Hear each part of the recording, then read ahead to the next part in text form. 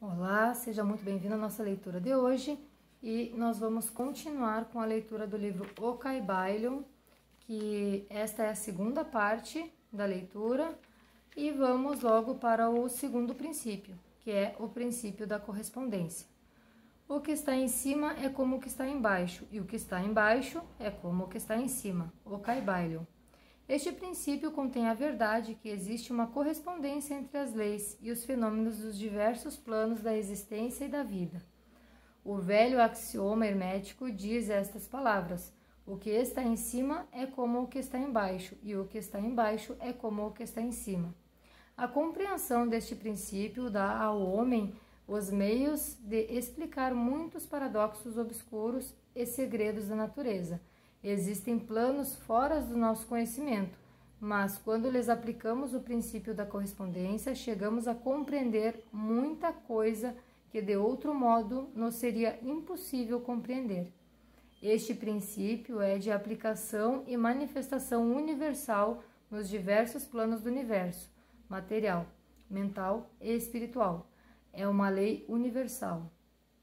Os antigos hermetistas consideravam este princípio como um dos mais importantes instrumentos mentais, por meio dos quais o homem pode ver além dos obstáculos que encobrem a vista do desconhecido. O seu uso constante rasgava aos poucos o véu de Ísis, e um vislumbre da face da deusa podia ser percebido. Justamente do mesmo modo que o conhecimento dos princípios da geometria habilita o homem, enquanto estiver no seu observatório, a medir sóis longínquos, assim também o conhecimento dos princípios de correspondência habita o homem a raciocinar inteligentemente do conhecido ao desconhecido. Estudando a mônada, ele chega a compreender o arcanjo. Pessoal, vou fazer um parêntese, que eu não vou fazer isso em todos os princípios, tá? No livro Kybalion tem as letrinhas bem miudinhas embaixo no rodapé da página, onde que tem aquelas menções. E neste princípio eu vou fazer uma exceção e vou ler porque eu achei muito importante, tá? Então vamos lá. Se refere ao que está em cima é como o que está embaixo, e ao que está embaixo é como o que está em cima. Então, diz-se que o que está em cima é como o que está embaixo, isto é análogo e correspondente, mas não igual e nem semelhante. Dizemos semelhantes às coisas que têm aparências comuns, dizemos iguais às coisas que têm dimensões iguais. Uma coisa é análoga e correspondente à outra quando tem função correspondente e análoga. Assim, na constituição humana, o ventre é correspondente à boca, o peito ao nariz e a cabeça aos olhos e ouvidos, porque a boca, sendo a entrada do ventre, tem uma função análoga, porém mais elevada que ele. O mesmo dá-se com o nariz para com o peito e a cabeça para com os olhos e principalmente para com os ouvidos. Portanto, seria erro dizer que o que está em cima é igual ao que está embaixo, porque a matéria não é igual ao espírito, o céu não é igual à terra, o volátil não é igual ao fixo, etc.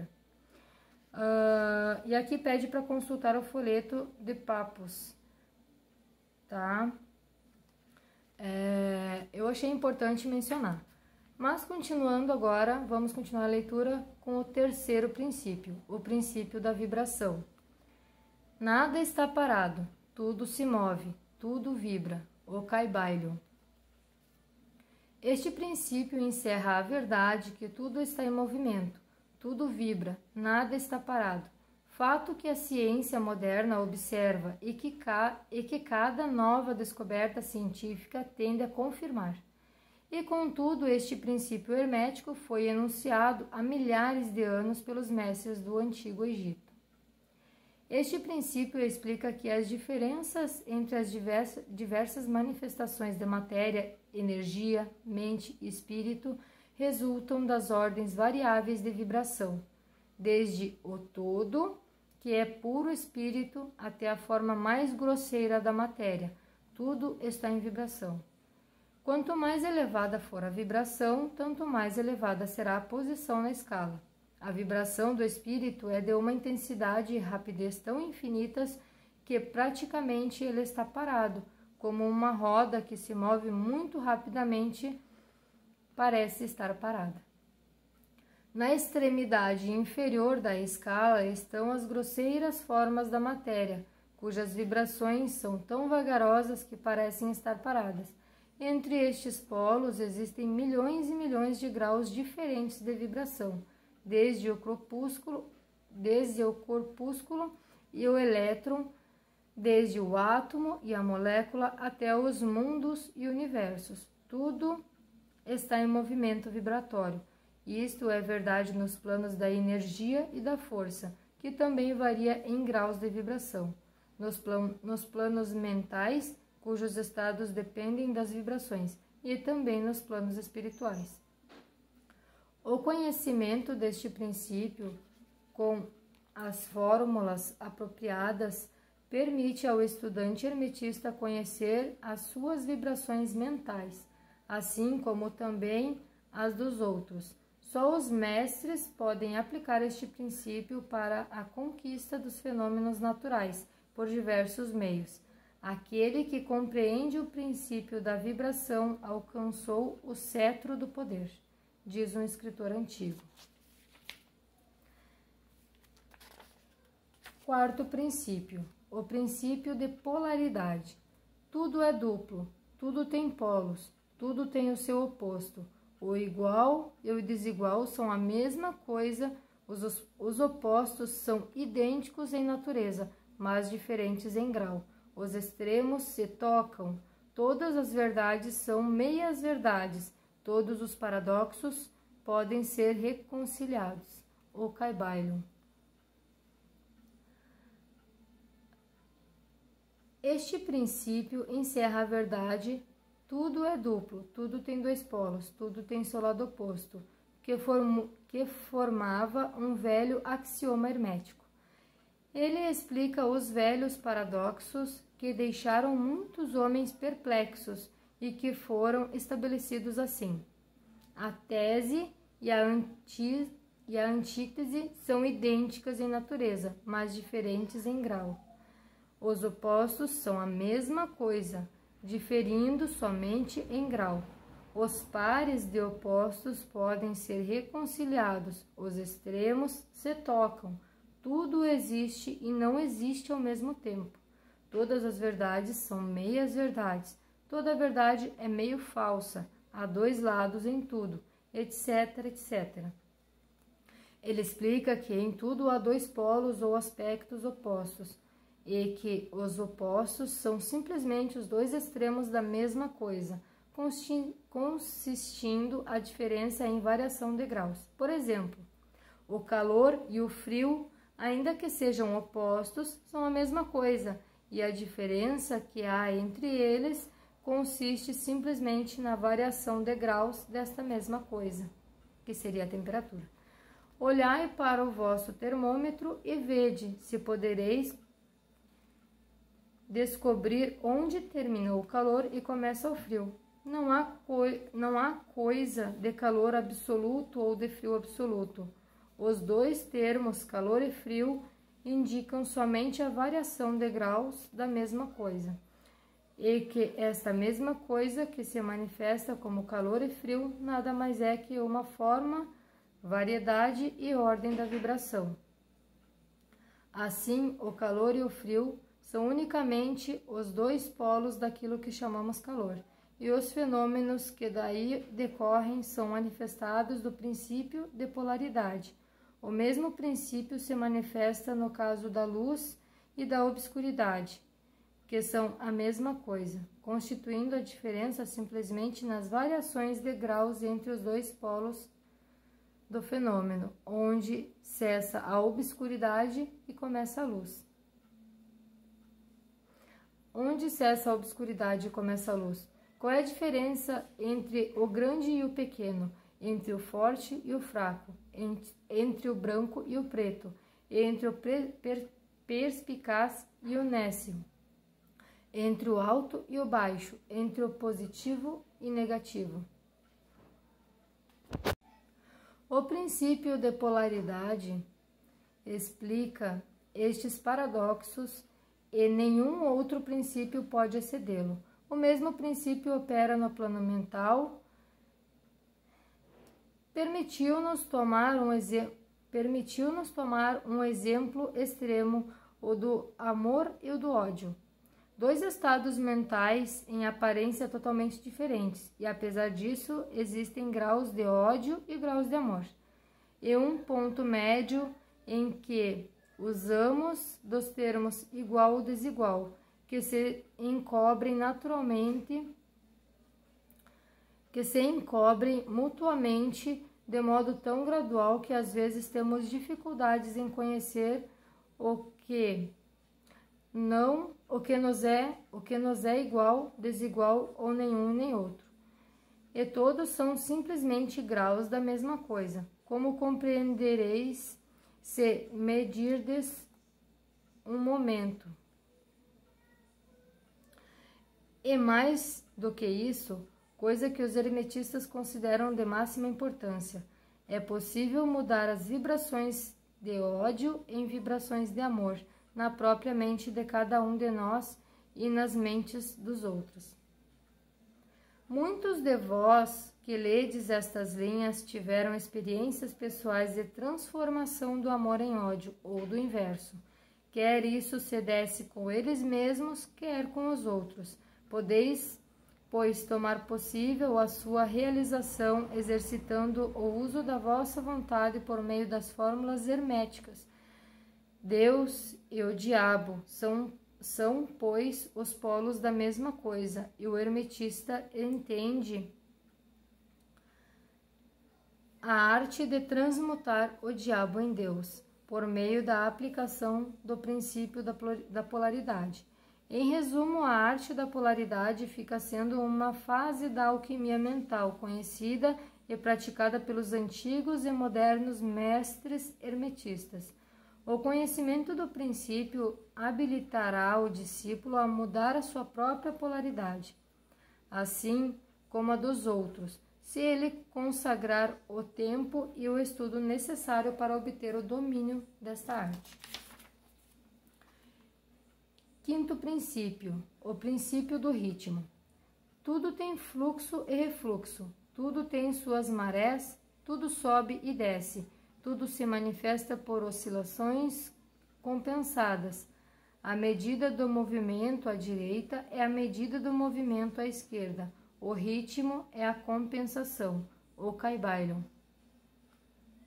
Este princípio contém a verdade que em tudo se manifesta um movimento para adiante e para trás, um fluxo e refluxo, um movimento de atração e repulsão, um movimento semelhante ao do pêndulo, uma maré enchente e uma maré vazante, uma maré alta e uma maré baixa, entre os dois polos que existem conforme o princípio de polaridade de que tratamos há pouco. Existe sempre uma ação e uma reação, uma marcha e uma retirada, uma subida e uma descida. Isto acontece nas coisas do universo, nos sóis, nos mundos, nos homens, nos animais, na mente, na energia e na matéria. Esta lei é manifesta na criação e destruição dos mundos, na elevação e na queda das nações, na vida de todas as coisas e, finalmente, nos estados mentais do homem. E é com estes últimos que os hermetistas reconhecem a compensação do princípio mais importante. Os hermetistas compreendem este princípio reconhecendo a sua aplicação universal e descobriram também certos meios de dominar os seus efeitos no próprio ente com o emprego de fórmulas e métodos apropriados. Eles aplicam a lei mental de neutralização. Eles não podem anular o princípio ou impedir as suas operações, mas aprenderam como se escapa dos seus efeitos na própria pessoa, até um certo grau que depende do domínio deste princípio. Aprenderam como empregá-lo em vez de serem empregados por ele.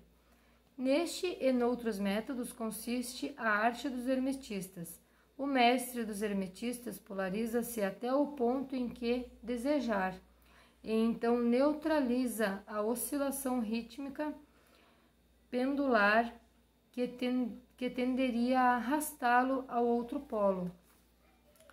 Todos os indivíduos que atingiram qualquer grau do domínio próprio executam isto até um certo grau, mais ou menos inconscientemente, mas o mestre o faz conscientemente e com uso da sua vontade, atingindo um grau de equilíbrio e firmeza mental quase impossível de ser acreditado pelas massas populares, que vão para diante e para trás como um pêndulo.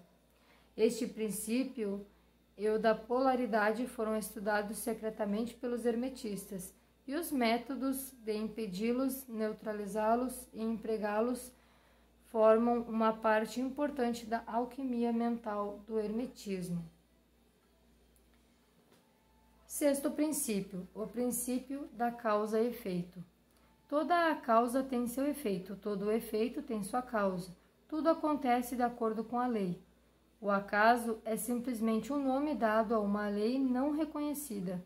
Há muitos planos de causalidade, porém nada escapa à lei, o Kaibailo. Este princípio contém a verdade que há uma causa para todo o efeito e um efeito para toda a causa. Explica que tudo acontece de acordo com a lei, nada acontece sem razão. Não há coisa que seja casual, que, no entanto, existem vários planos de causa e efeito, os planos superiores dominando os planos inferiores, nada podendo escapar completamente da lei. Os hermetistas conhecem a arte e os métodos de elevar-se do plano ordinário de causa e efeito a um certo grau e, por meio da elevação mental a um plano superior, tornam-se causadores em vez dos efeitos. As massas do povo são levadas para a frente, os desejos e as vontades dos outros são mais fortes que as vontades delas. A hereditariedade, a sugestão e outras causas exteriores movem-nas como se fossem peões no tabuleiro de xadrez da vida. Mas os mestres, elevando-se ao plano superior, dominam o seu gênio, caráter, suas qualidades, poderes, tão bem como os que cercam, e tornam-se motores em vez de peões. Eles ajudam a jogar a criação, quer física, quer mental ou espiritual. É possível sem partida da vida, em vez de serem jogados e movidos por outras vontades e influências. Empregam o princípio em lugar de serem seus instrumentos. Os mestres obedecem à causalidade do plano superior, mas ajudam a governar o nosso plano. Neste preceito está condensado um tesouro do conhecimento hermético. Aprenda-o quem quiser. Sétimo princípio, o princípio de gênero. O gênero está em tudo. Tudo tem o seu princípio masculino e o seu princípio feminino. O gênero se manifesta em todos os planos. O Kaibailo. Este princípio encerra a verdade que o gênero é manifestado em tudo, que o princípio masculino e o princípio feminino sempre estarão em ação. Isto é certo não só para o plano físico, mas também planos mental e espiritual. No plano físico, este princípio se manifesta como sexo. Nos planos superiores, tomam formas superiores. Mas é sempre o mesmo princípio. Nenhuma criação, quer física, quer mental ou espiritual, é possível sem este princípio. A compreensão das suas leis poderá esclarecer muitos assuntos que deixaram perplexas as mentes dos homens.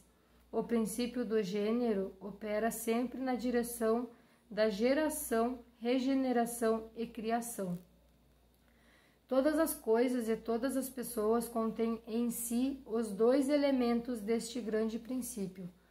Todas as coisas machos têm também o elemento feminino. Todas as coisas fêmeas têm o elemento masculino. Se compreenderdes a filosofia da criação, geração e regeneração mentais, podereis estudar e compreender este princípio hermético. Ele contém a solução de muitos mistérios da vida.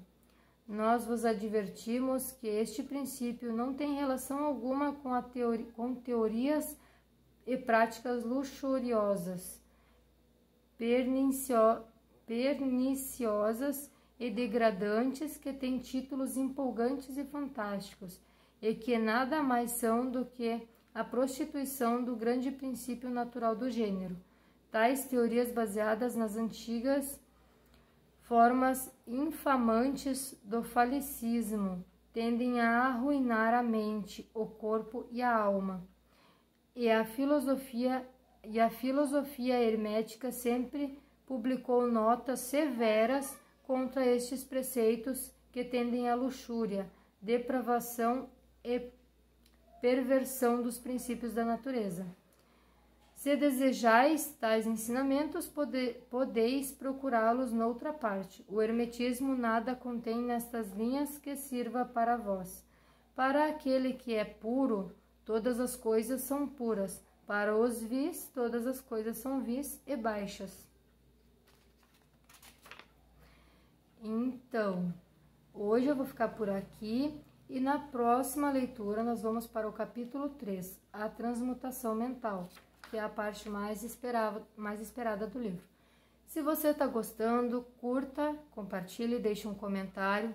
Deixe aí nos comentários também uma sugestão de livro para leitura e alguma dica, alguma ideia, o que pode melhorar. Eu sei que o áudio ainda não está muito bom, mas eu vou trabalhar para isso, tá?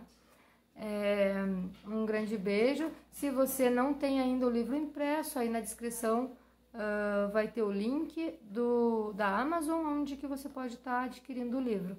Ele vale muito a pena, tá? É um livro para ser estudado. Ele realmente, tu lê uma vez é uma coisa, tu lê outra é outra coisa. Tem muita coisa para entender aqui. Um grande beijo e até a próxima leitura. Fique com Deus.